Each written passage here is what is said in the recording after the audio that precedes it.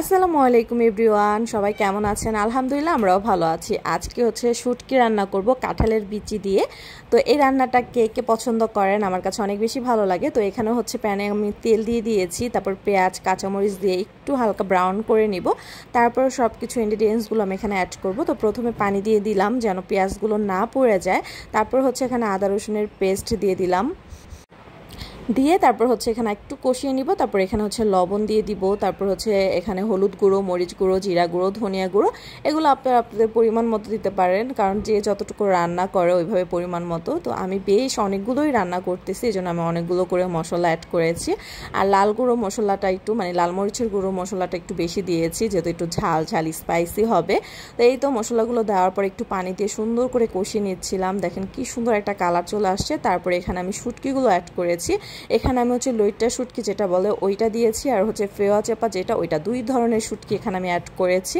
তারপরে এখানে দিয়ে দিব কাঁঠালের বিচি আর হচ্ছে আলু। আর অনেকেই হচ্ছে ডাটা, তারপর বেগুন, এগুলো দিয়েও রান্না করে, এটা হচ্ছে আরেকটা টেস্ট লাগে। আর এভাবে হচ্ছে আলু আর হচ্ছে কাঁঠালের বিচি দিয়ে রান্না করলে অন্যরকম একটা টেস্ট লাগে। আমার শাশুড়ি মা কিছুদিন আগে রান্না করেছে, তো অনেক বেশি মজা লেগেছে। তারপর আমি রান্না করেছি। তো এখানে সবগুলো দিয়ে কাঁঠালের বিচি আলু এগুলো দিয়ে একটু কষিয়ে নিচ্ছিলাম, ঢাকনা দিয়ে ঢেকে দিয়েছি, দিয়ে একটু পরপর কষিয়ে নেব সুন্দর করে।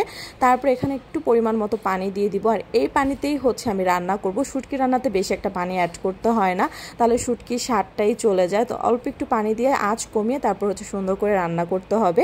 এই যে আমার কাঁঠালের বিচি আলু দুটোটাই হচ্ছে সেদ্ধ হয়ে গেছে, আর সুন্দর করে কিন্তু রান্নাটাও হয়ে গেছে। দেখেন কি সুন্দর একটা কালার আসছে, আর খেতে কি বলবো অনেক বেশি মজা।